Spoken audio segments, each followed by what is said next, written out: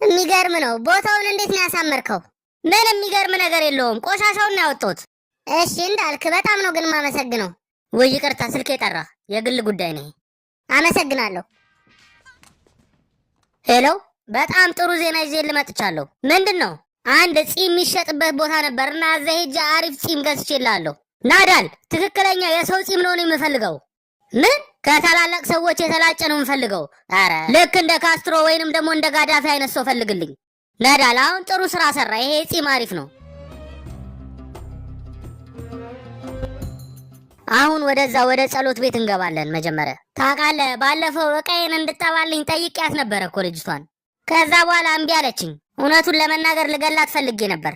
አንገቷን ቆርጬ ልገላት ነበር። ነገር ግን ስላሳዘነችኝ ተውኳት። በጭራሽ አሳዝነህ አይደለም፣ አፍቅራት ነው። ከምሬን ነው የምልህ። ከነ ጭራሹ አትመቸኝም። ደስ አትልህም? ሰውነቷን አይተኸዋል? የ14 ዓመት ወንድ ልጅ ነው የምትመስለው። እውነቱን ነጋገር ከተባለ አንተ የምትወዳቸው ሰዎች እንደዚህ አይነት ሰዎች ናቸው። አንተ ሞኝ፣ የምታወራውን አታውቅም። ሰላም ሰዎች፣ እንዴት ናችሁ? ከሟች ጋር ጓደኛሞች ነበራችሁ? እንዴት አድርጌ ነው የምነግርህ? በህይወት እያለ የኔ ባሪያ ነበር። ምን? ተው እንጂ እንደዛ አትበል። ኧረ ምንድን ነው ያልከው? የኔ ባሪያ ነበር። ሻንቅላ ምን ለማለት ባሪያ ነው የሚባለው? እረፍ። እንደ ባሪያ ነው ሻንቅላ ነው የሚባለው? ስማኝ፣ ወደዚህ ከመግባታችን በፊት ምን ብዬ ነበር? እንዳትል ያልኩህን ቃል መጥተህ አልከው። ባሩን ያልኩህ ሺህ ጊዜ ነው የነገርኩህ። እባክህ በደንብ አድርገህ ንገረው፣ አለበለዚያ እሱንም ከዚህ ዓለም እሸኘዋለሁ። እመነኝ፣ እየነገርኩህ ህይወቱን ላጣው ሰውዬ ክብር ለማሳየት ነበር ወደዚህ የመጣ ነው። እሺ በቃ ሬሳ ሳጥኑ አሁን ቤተ መቅደስ ውስጥ ነው ያለው። ትንሽ ቆይተን ለይታ እንከፍተዋለን። እሺ እናመሰግናለን። በነገራችን ላይ ዘፈኖች ይመቹኛል። አረ በጭራሽ ዘፋኝ አይደለም። ሚስት ዊትኒ ሂውስተንም እንደዛ ተሰቃይታ ስለሞተች በጣም ነው ማለት። አረ ይበቃል። ይሄ ባቢ ብራውን አይደለም። ወደዛ ሂድ። እሺ እንጀምር።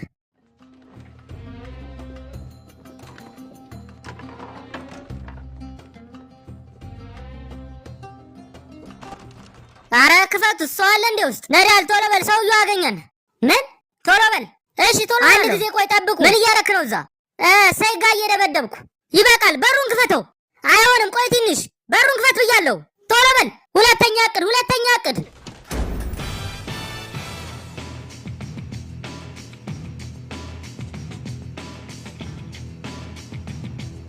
ለምንድን ነው አንገቱን የቆረጥከው? ሁለተኛ እቅድ እኮ ያልከው ራስህ ነህ። ቡና እየጠጣ እንድናወራበት እንጂ አንገቱን እንድቆርጠው አልነበረም።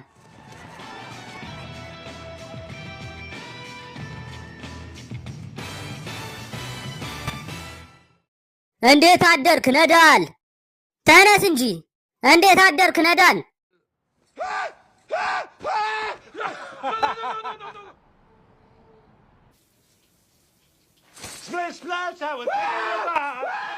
ይበቃል። ወደዛ ይዘው ውጣ።